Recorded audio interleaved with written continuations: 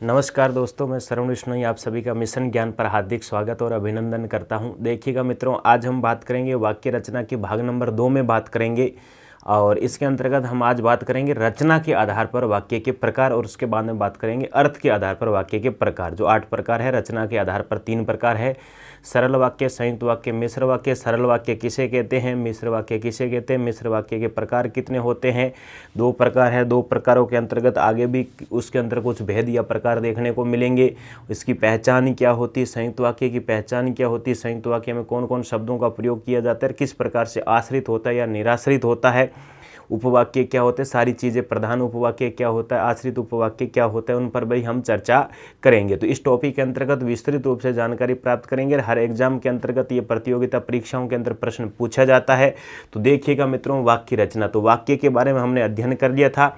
वाक्य किसे कहते हैं, वाक्य के प्रकार कितने होते हैं, वाक्य के अंग किसे कहते हैं, कितने होते हैं, अंग कौन कौन से होते हैं, प्रकार कौन कौन से होते हैं, इनके बारे में भी हमने चर्चा पिछले वाले क्लास के अंतर्गत कर ली थी। अब हम बात करेंगे वाक्य के अंतर्गत कि रचना के आधार पर वाक्य 3 प्रकार के होते हैं। एक तो सरल वाक्य होता है, दूसरा मिश्र वाक्य या जिसको हम कहते हैं मिश्रित वाक्य। कौन सा कहते हैं भाई, मिश्रित वाक्य के नाम से जानते हैं। मिश्र या किस नाम से जानते हैं, मिश्रित वाक्य। और फिर कौन सा आता है, संयुक्त वाक्य होता है। मिश्र वाक्य 2 प्रकार का होता है, प्रधान उपवाक्य होता है, दूसरा आश्रित उपवाक्य होता है। कौन सा, प्रधान उपवाक्य और दूसरा आश्रित उपवाक्य। आश्रित उपवाक्य 3 प्रकार का होता है, संज्ञा आश्रित उपवाक्य, विशेषण आश्रित उपवाक्य, क्रिया विशेषण आश्रित उपवाक्य। 3 प्रकार के देखने को मिलते हैं हमारे। तो सरल वाक्य, मिश्र वाक्य, संयुक्त वाक्य। सरल वाक्य में क्या होता है कि जिस वाक्य में एक ही उद्देश्य और एक ही विधेय होता है उसे हम क्या कहते हैं, सरल या साधारण वाक्य कहते हैं। कौन सा कहते हैं, सरल या साधारण वाक्य के नाम से जाना जाता है। जैसे मैं बात करूं मित्रों, जैसे कह दिया वर्षा हो रही है।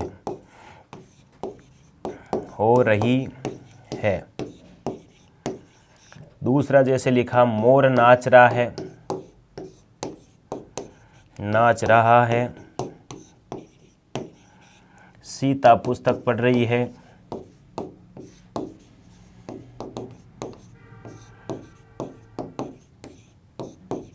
सीता पुस्तक पढ़ती है। तो इस प्रकार से ये वाक्य कौन सा है, जैसे सीता पुस्तक पढ़ती है तो क्या पढ़ रही है, पुस्तक पढ़ रही है। कौन पढ़ रही है, सीता। तो एक उद्देश्य और एक विधेय है, वो कौन सा कहलाता है, हमारा सरल या साधारण वाक्य कहलाता है। दूसरा मैंने कहा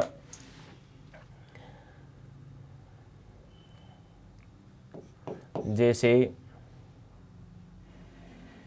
मैं घर से बाहर निकला,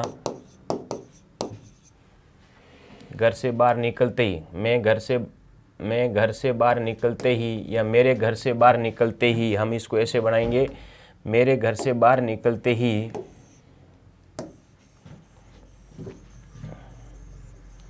मेरे घर से बाहर निकलते ही आसमान में बादल छा गए। और इसको हम करेंगे, मैं घर से बाहर निकला और आसमान में बादल छा गए। संयुक्त वाक्य बन गया। जैसे ही मैं घर से बाहर निकला आसमान में बादल छा गए। वो कौन सा वाक्य बन गया, हमारा मिश्र वाक्य बन गया। कौन सा है, मिश्र वाक्य बन गया। मैं घर से बाहर निकला आसमान में बादल छा गए, सरल वाक्य, साधारण वाक्य है। और जैसे ही मैं घर से बाहर निकला आसमान में बादल छा गए, तो वो कौन सा हो गया, हमारा मिश्र वाक्य हो गया।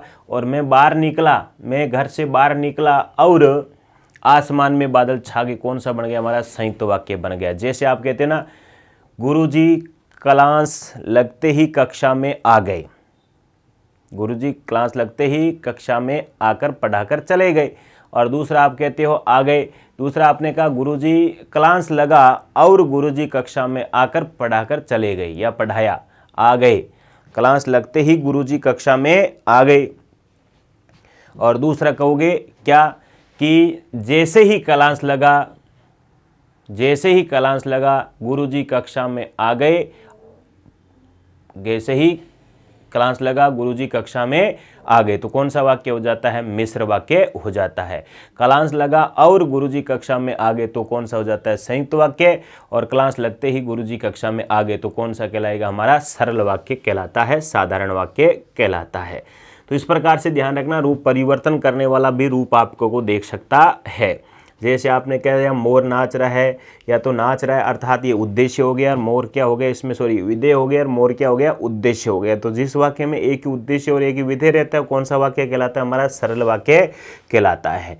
दूसरी बात आती है मिश्र वाक्य की। जिस वाक्य में एक प्रधान उपवाक्य तथा का कारक से अधिक आश्रित उपवाक्य किसी संयोजक अव्यय से जुड़े रहते उसे क्या कहते हैं? मिश्र वाक्य कहते हैं। कहने का मतलब है जिस वाक्य में एक प्रधान उपवाक्य से एक से अधिक, एक या एक से अधिक है, ये ऐसे क्या है? एक या एक से अधिक आश्रित उपवाक्य किसी संयोजक उपवाक्य से जुड़े हुए हो उसे क्या कहते हैं? हम मिश्र वाक्य कहलाता है। कौन सा वाक्य कहलाता है? मिश्र वाक्य कहलाता है। जैसे कि, क्योंकि, यदि, यद्यपि, तथापि, मानो, जो, सो, जिसका, जिसकी, जितना, उतना, जैसे जैसे, वैसे वैसे, ज्यों ज्यों, त्यों त्यों, जैसे, ऐसे शब्दों का प्रयोग किया जाता है वो किस में जाता है? हमारा मिश्र वाक्य में। तो प्रधान उपवाक्य किसे कहते हैं? जिस वाक्य में मुख्य उद्देश्य और मुख्य विधेय होता है वो क्या कहलाता है? प्रधान उपवाक्य कहलाता है। आश्रित प्रधान उपवाक्य पर निर्भर रहने वाला जो वाक्य होता है वो क्या कहलाता है? हमारा आश्रित उपवाक्य कहलाता है। जैसे हम कहते हो महात्मा गांधी ने कहा कि, महात्मा गांधी ने कहा कि सदा सत्य बोलो, सदा सत्य बोलो। अब देखो इसमें क्या आ रहा है कि सदा सत्य बोलो, ये किस पर निर्भर है? हमारा महात्मा गांधी पर निर्भर है, दूसरे पर। तो ये प्रधान उपवाक्य है, महात्मा गांधी ने कहा, ये प्रधान उपवाक्य है। और किस से जुड़ रहा है? की से जुड़ रहा है। सदा सत्य बोलो ये महात्मा गांधी पर आधारित, अर्थात इसके अंतर्गत हमारा होगा वो कौन सा होगा भाई? संज्ञा आश्रित उपवाक्य होता है। कौन सा होता है? संज्ञा आश्रित उपवाक्य। देखो इसमें मैंने कहा प्रधान उपवाक्य मुख्य उद्देश्य और मुख्य विधेय होता है वो क्या कहलाता है? प्रधान उपवाक्य कहलाता है। और मैंने कहा जो जैसा करेगा वो वैसा भरेगा, तो जो जैसा करेगा वो वैसा भरेगा वो कौन सा कहलाएगा? हमारा विशेषण आश्रित कहलाएगा। कौन सा कहलाएगा? विशेषण आश्रित कहलाएगा। जैसे कह दे सीता अध्यापिका बन गई तथापि उसे अहंकार छू भी नहीं सका, तो कौन सा कहलाएगा? हमारा क्रिया विशेषण कहलाएगा। कौन सा कहलाएगा? क्रिया विशेषण कहलाएगा। वह पढ़ाई करता है मानो, या हम कह सकते हैं वह अहिंसावादी है मानो किसका? गांधी जी का पुजारी है। किसका है? गांधी जी का पुजारी है। तो इस प्रकार से ध्यान रखना इसके अंतर्गत कौन कौन सा है। दूसरा हमने कहा जैसी करनी वैसी भरनी, जैसी करनी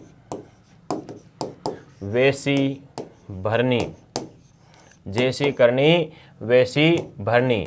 जितनी लंबी चादर उतने ही पैर पसारो, जितनी लंबी चादर उतने ही पैर पसारो। उसी प्रकार आपने कह दिया जो पढ़ेगा सो बढ़ेगा।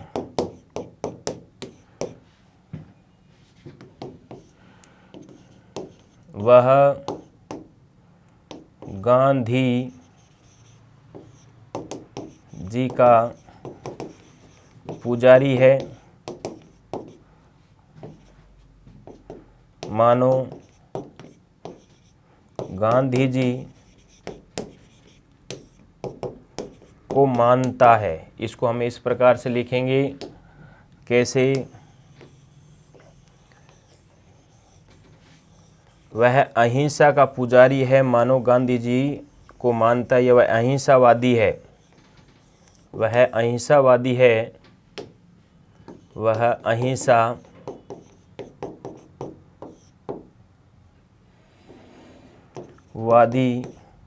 है मानो गांधी जी का पुजारी है, मानो गांधी जी का पुजारी है। तो कौन सा कहलाएगा मित्रों? हमारा ये कहलाता है मिश्र वाक्य। कौन सा है? मिश्र वाक्य कहलाता है। ज्यों ज्यों तुम आगे बढ़ोगे त्यों त्यों तुम्हारे मित्र बिछड़ते जाएंगे। कौन सा कहलाएगा? हमारा मिश्र वाक्य कहलाता है। तो सामान्य चीज़ें हैं जो सो जिसका जिसकी जिन्होंने जितना उतना जैसे जैसे, तो जो जितना मांगता उसे उतना दिया जाए, जो जितना मांगता उसे उतना दिया जाए। कौन सा कहलाएगा हमारा भाई? ये भी कौन सा है? मिश्र वाक्य कहलाता है। उसी प्रकार आप कह सकते हो कि वह, या कह सकते हो जो जितना मांगता उसे उतना दिया जाए, जैसी करनी वैसी भरनी, जो जिसका वो उसका, जो जिसका वो उसका, और जिसकी लाठी उसकी भैंस, जिसकी लाठी उसकी बफेलो। कौन सा कहलाएगा हमारा? मिश्र वाक्य कहलाएगा। कौन सा वाक्य? मिश्र वाक्य कहलाएगा। जिसकी लाठी उसकी भैंस, जिसकी लाठी उसकी बफेलो। कौन सा फेलो? बफेलो। जिसकी लाठी उसकी भैंस। कौन सा कहलाएगा हमारा? मिश्र वाक्य कहलाता है। कौन सा है? मिश्र वाक्य कहलाता है। नेक्स्ट हम बात करते हैं आपकी संयुक्त वाक्य की। किसकी बात करेंगे भाई? संयुक्त वाक्य की बात करेंगे। इनका थोड़ा ध्यान रखना। प्रधान उपवाक्य किसे कहते हैं? आश्रित उपवाक्य किसे कहते हैं?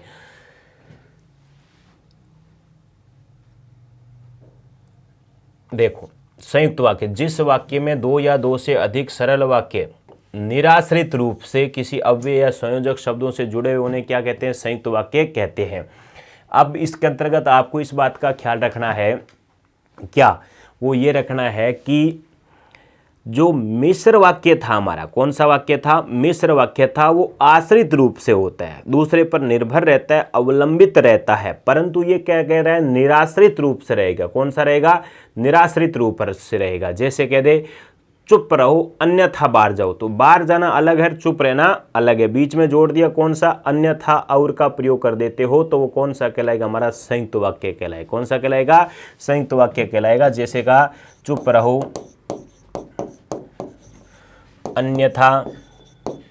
अन्यथा बाहर जाओ, चुप रहो अन्यथा बाहर जाओ। कौन सा कहलाएगा हमारा?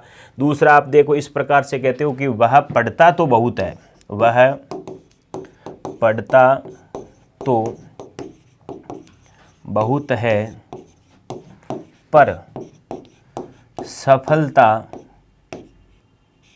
सफलता प्राप्त नहीं होती, सफलता प्राप्त नहीं होती है। तो वह पढ़ता तो बहुत है पर, परंतु, किंतु, लेकिन सफलता प्राप्त नहीं होती है।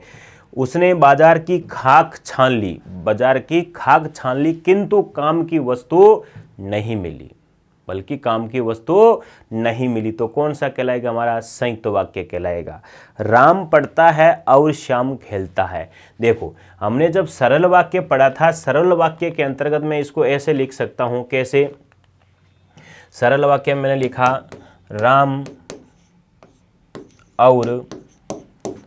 राम और श्याम पढ़ते हैं। इनका विधेय एक ही है, कर्ता एक है, ध्यान रखना, और उद्देश्य भी, उद्देश्य और विधेय दोनों ही क्या है? एक है। कर्ता एक अर्थात उद्देश्य एक और विधेय भी क्या है? एक है। इसमें आपको कर्ता दो दिखाई दे रहे हैं, कितने हैं? दो, लेकिन यहाँ पर काम कर्ता एक ही कर रहा है। क्या? पढ़ने का काम कर रहा है। क्या है? पढ़ने का काम। कर्ता दो दिखाई है, लेकिन इनको हम साथ में करेंगे कि कौन पढ़ रहे हैं, तो राम और श्याम। तो कर्ता तो एक ही दिखाई देगा। कौन सा? एक ही रहेगा। तो यहाँ पर ध्यान रखना कि दिखाई जरूर दो दे रहे हैं, लेकिन है कितने? इसके अंतर्गत एक ही है। तो ये एक उद्देश्य हो गया, दूसरा ये क्या हो गया? विधेय हो गया। परंतु इसी वाक्य को मैं ऐसे कर दूं, राम पढ़ता है और श्याम खेलता है। क्या कर दिया मैंने? इसको यहाँ पर लिखेंगे हम, कहाँ पर? इस वाक्य में, कि राम पढ़ता है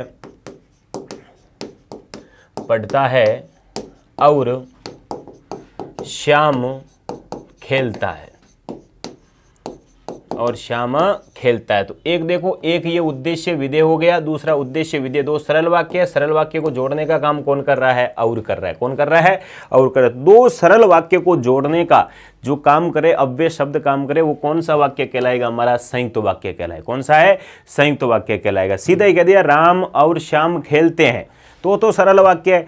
राम खेलता है और श्याम पढ़ता है, तो ये दोनों अलग अलग वाक्य हो गए, सरल वाक्य है।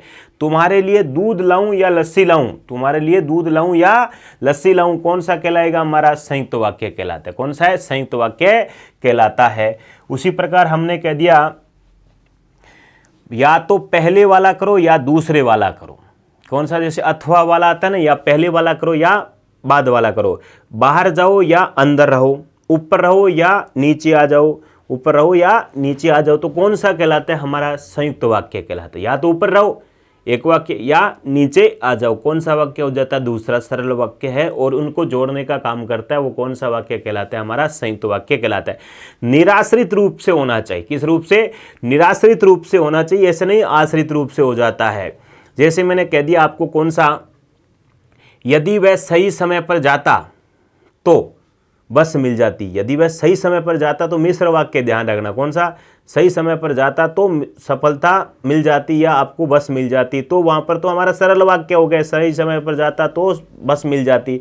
यदि वह सही समय पर जाता तो बस मिल जाती, और कह दे यदि वह सही समय पर जाता और बस मिल जाती, और बस मिल जाती। बस मिल जाती कब मिलती? जब वो सही समय पर जाता। तो वाक्यों में आपको पहचान करनी है कि किस प्रकार से इसके अंतर्गत संयुक्त वाक्य होगा, सरल वाक्य होगा और मिश्र वाक्य होगा। इन शब्दों को विशेषतः ध्यान रखना। आप इन शब्दों को याद कर लेना कि संयुक्त वाक्य में कौन सा है, मिश्र वाक्य में कौन से शब्दों का प्रयोग किया गया है। कि क्योंकि यदि, यद्यपि, तथापि, ज्यों ज्यों, त्यों त्यों, जैसे जैसे, वैसे वैसे, जिन्होंने, जितना उतना, जैसे, ये सारी इसके अंतर्गत आता है। सरल वाक्य में एक उद्देश्य और एक ही क्या रहता है? हमारा विधेय रहता है। कौन सा? एक उद्देश्य और एक ही विधेय की बात करता है। अब हम बात करेंगे मित्रों अर्थ के आधार पर। किसके आधार पर बात करेंगे? अर्थ के आधार पर। और अर्थ के आधार पर वाक्य के 8 प्रकार होते हैं मित्रों। कितने प्रकार होते हैं? 8 प्रकार होते हैं, जिसके अंतर्गत पहला आता है विधानार्थक। विधानार्थक, जिसको हम कहते हैं सकारात्मक। कौन सा है? सकारात्मक, या हम इसको कथनात्मक वाक्य भी कहते हैं। क्या कहते हैं? कथनात्मक वाक्य कहते हैं। अर्थात जिसमें कार्य क्या हो? विधान हो। विधान का मतलब क्या होता है? जारी। क्या होता है?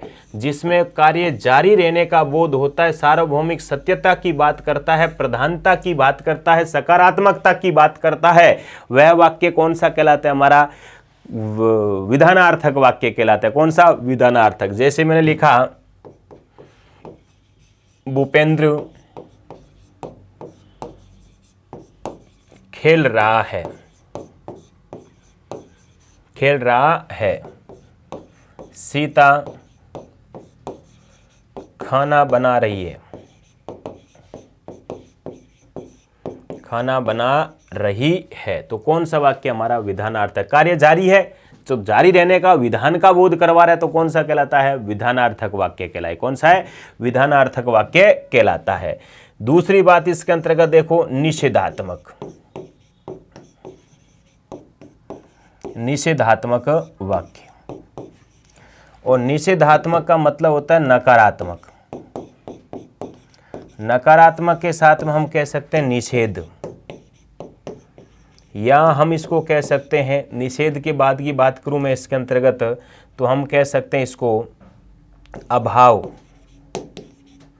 या रहित का बोध हो। किसका बोध हो? रहित का बोध हो। उसे हम कौन सा वाक्य कहते हैं? आपके निषेधात्मक वाक्य कहते हैं। जैसे मैंने कहा, भूपेंद्र घर पर नहीं है, भूपेंद्र घर पर नहीं है, तो अभाव का बोध है। माँ खाना नहीं बना रही है, माँ खाना नहीं बना रही है, या नहीं बना नहीं रही है, तो वो कौन सा हो जाएगा? हमारा निषेधात्मक हो जाता है। कौन सा है? निषेधात्मक हो जाता है। जैसे निषेध का बोध होता है, कहते ना इसके हाथ लगाना निषेध है, खतरा है। क्या है? खतरा है। जैसे खंबे का हाथ लगाना चाहिए, नहीं लगाना चाहिए, नहीं लगाना चाहिए, ऊपर लिखा होता है ना निषेध। जैसे ट्रांसफार्मर लगा रखा होता है, नीचे लिखा होता है निषेध, हाथ लगाना निषेध है। ऑफिस में बिना पूछे घुसना निषेध है, वर्जित है, तो कौन सा कहलाता है हमारा निषेधात्मक वाक्य कहलाता है। जिसमें नकार का बोध होता है, तुम्हें पढ़ना नहीं है, पढ़ना चाहिए, तो सकारात्मकता बोध है। नकारात्मकता बोध किस में आ जाता है, तुम्हें पढ़ना नहीं चाहिए। फिर आ जाता है तीसरा आता है प्रश्नार्थक वाक्य। ये अर्थ के आधार पर है, ध्यान रखना। प्रश्नार्थक नाम है सिर्फ इसके अंतर्गत। प्रश्नार्थक का बोध हो गया इसके अंतर्गत क्या, जिस वाक्य में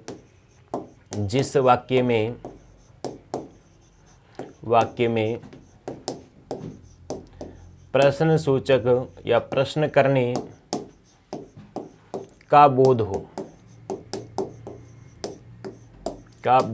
हो, या हम कह सकते हैं प्रश्न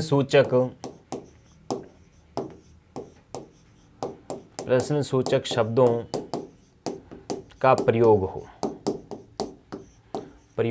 हो, उसे हम क्या कहते हैं, प्रश्नवाचक वाक्य के नाम से जानते हैं।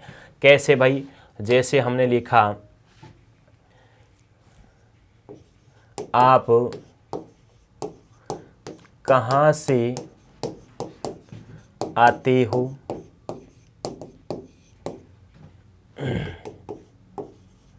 आपका उद्देश्य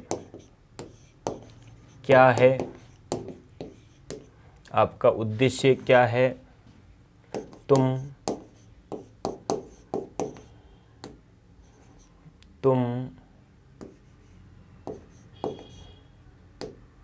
किससे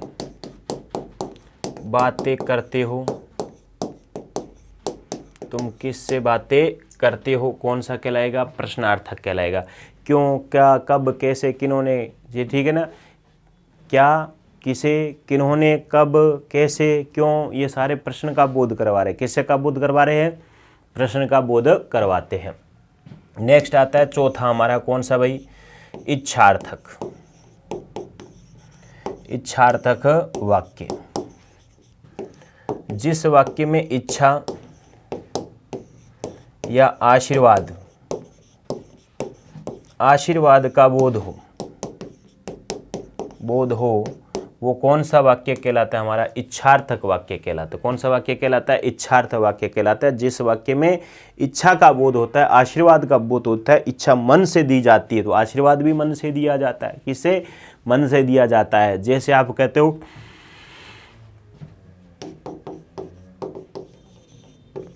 सभी छात्र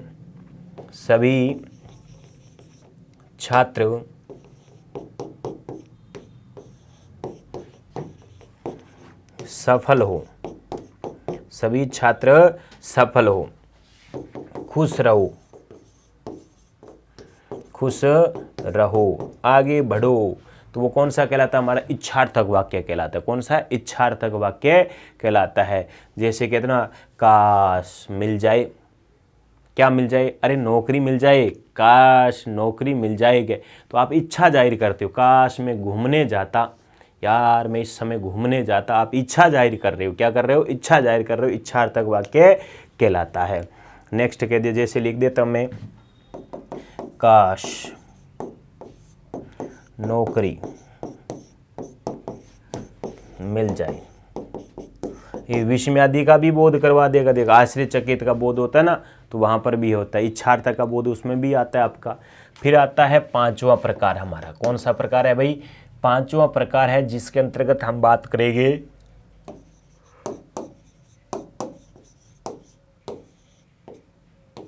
आज्ञार्थक वाक्य। आज्ञार्थक वाक्य, जिसमें आज्ञा, आदेश, उपदेश या निर्देश आदि का बोध हो, उसे हम किस नाम से जानते हैं, आज्ञार्थक वाक्य के नाम से जानते हैं। किस नाम से, आज्ञार्थक वाक्यों के नाम से जाना जाता है। जैसे बात की मैंने इसके अंतर्गत, क्या बात ये की, अब तुम पढ़ो, दूसरा, कल तुम आइएगा, क्या कल तुम हमारे घर आइएगा। शादी में तुम नाचिएगा, क्या नाचिएगा। नेक्स्ट मैं बात करूं इसके अंतर्गत आपसे, तो आ गया जैसे आज्ञार्थ में बड़ों का सम्मान करो, बड़ों का सम्मान करना चाहिए। और सुबह जल्दी उठना नहीं चाहिए, चाहिए सुबह जल्दी उठना चाहिए। ये मत कह देना कि सर्दी में जल्दी नहीं उठना चाहिए, जल्दी उठना चाहिए। नेक्स्ट बात करते हैं हम, छठा कौन सा है भाई, संदेहार्थक, संदेहार्थक वाक्य, यानी किसका बात है, संदेह, या हम कह सकते हैं शंका, शंका का बोध हो, आशंका का बोध होता है, संशय का बोध होता है, संदेहार्थक कहलाता है। जैसे शायद आज पिताजी आएंगे, शायद आज पिताजी आएंगे।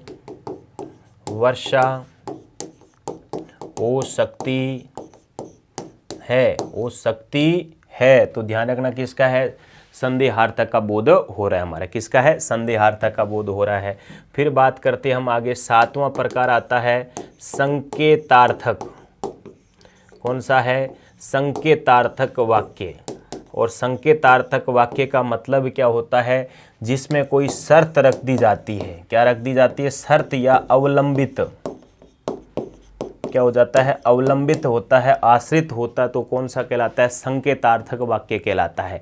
जैसे आप कहते हो ना, वह आएगा तब ही मैं जाऊंगा, गुरुजी आएंगे तभी जाऊंगा, ऐसे नहीं जाने वाला, मैं यहीं रहूंगा, डट के रहूंगा, जमा जमर बमा बम रहूंगा, तो कौन सा कहलाता है, हमारा संकेतार्थक वाक्य कहलाता है। अरे वो आपने एक कहावत सुनी होगी, अरे महेश बाबू, जिस शहर में तुम नौकर बन के आए हो उस शहर के हम मालिक है, यानी मालिक है हम उस शहर के। तो ध्यान रखना कि संकेत कर रहा है कि वो आएगा तभी मैं जाऊंगा, नहीं तो नहीं जाने वाला, मैं तो यहीं डट के रहूंगा। तो मालिक बनने के लिए पढ़ाई करनी पड़ेगी, ऐसे मालिक नहीं बनोगे। ध्यान रखना, सिर्फ डायलॉगबाजी से मालिक नहीं बनोगे, सुनने से भी मालिक नहीं बनोगे, अध्ययन करने से मालिक करोगे। स्मरण करो, अनुकरण करो, प्रयत्न करो, अभ्यास करो, अपने आप में सफलता मिलेगी। कहाँ जाएगी, एक बार नहीं, दो बार नहीं, तीन बार नहीं, चार बार नहीं, 5 बार नहीं, 10 बार करो, तब जाके क्या मिलेगी, सफलता मिलती है। तो संकेतार्थक संकेत कर रहा है कि यह आएगा तभी मैं जाऊंगा, अन्यथा नहीं जाने वाला। तुम चलोगे तभी मैं जाऊंगा, तुम पैसे दोगे तभी मैं पढ़ाऊंगा, इस प्रकार से कहते हो ना कभी कभार। तो ध्यान रखना कि एक दूसरे पर अवलंबित कर दिया जाता है, एक दूसरे पर निर्भरता का बोध कर दिया जाता है, उसके बिना नहीं होता। वर्षा होगी तभी फसल होगी, वर्षा होगी तभी फसल होगी, डॉक्टर आएगा तभी मरीज की जान बचेगी, तो कौन सा कहलाएगा, हमारा संकेतार्थक कहलाता है। कौन सा है भाई, संकेतार्थक वाक्य कहलाता है, संकेत का बोध होता है। और 8वां का बताते हैं विस्मयादि। कौन सा है, विस्मयादि बोधक। तो ये कई बार आपने पढ़ भी लिया इसको, विस्मयादि बोधक के बारे में, कि विस्मयादि बोधक है क्या। तो विस्मयादि बोधक का मतलब होता है विस्मय का बोध होता है, आश्चर्य का बोध होता है। किसका बोध होता है, आश्चर्य का बोध होता है, घृणा का बोध होता है, घृणा का बोध होता है, हर्ष का बोध होता है, और हम कह सकते हैं तिरस्कार, घृणा हो गया। अनुमोदन का बोध होता है, किसका होता है, अनुमोदन का बोध होता है, स्वीकृति का बोध होता है, जिसको हम कहते सकते हैं चेतावनी, सावधानी का बोध होता है, आदि का बोध होता है। वो कौन सा कहलाता है, विस्मयादि बोधक कहलाता है। कौन सा है, विस्मयादि बोधक कहलाता है। जैसे आप कहते हो धत, भावली, झालर, ऐसे शब्दों का प्रयोग करते हो तो ध्यान रखना, भगाने के बोध में प्रयोग करवाते हैं। धिक्कार का बोध करते हो, कौन सा, धिक्कार का बोध करते हैं। छी छी, ऐसे शब्दों का बोध करते हो ना, वो कौन सा है, ओ ये क्या हो गया रे, बच गया रे, तो कौन सा, आश्चर्यचकित का बोध होता है। ठीक है, बाप रे बाप, मार देता आज तो, कौन सा है, आश्चर्यचकित का बोध हो जाता है। वाह क्या बात है, आज तो नैना भीराम दृश्य देख लिया आपने, मन मोहित कर देता है, तो विस्मयादि का बोध करवाता है। तो आठों के नाम रखना, दूसरे इसमें कुछ नहीं, नाम याद रख लेना, दूसरा कुछ नहीं, अर्थों को समझ लेना। दो का ध्यान रखना, संदेह का बोध होता है, इसमें शर्त या अवलंबित का बोध होता है, और विस्मयादि में किसका बोध होता है, विस्मय आश्चर्यचकित का बोध होता है। इन दोनों का ध्यान रखना। संकेतार्थक वाक्य आ जाता है तो शर्त या कंडीशन रख दी जाती बीच में। उससे पहले हमने पढ़ा आज्ञार्थक, पढ़ा आज्ञार्थक से पहले प्रश्नार्थक, इच्छार्थक, और उससे पहले विधानार्थक, और कौन सा हो गया, निषेधात्मक वाक्य हो जाता है। उसी प्रकार कहते सगुन मेरी सहेली है, क्या सगुन मेरी सहेली, तो कौन सा कहलाएगा, विधानार्थक कहलाए। कौन सा है, विधानार्थक। सगुन मेरी सहेली नहीं है तो कौन सा हो जाएगा, निषेधात्मक वाक्य हो जाता है। प्रश्नार्थक, क्या सगुन, सगुन क्या तुम्हारी सहेली है, क्या सगुन तुम्हारी सहेली है, कि हाँ या ना, तो कौन सा हो जाएगा, प्रश्नार्थक हो जाएगा। क्या सगुन तुम्हारी सहेली बन सकती है क्या, तो भी क्या हाँ या ना के अंतर्गत आप उत्तर दोगे तो वो कौन सा अव्यय का काम करता है, ठीक है, तो प्रश्नार्थक का बोध है।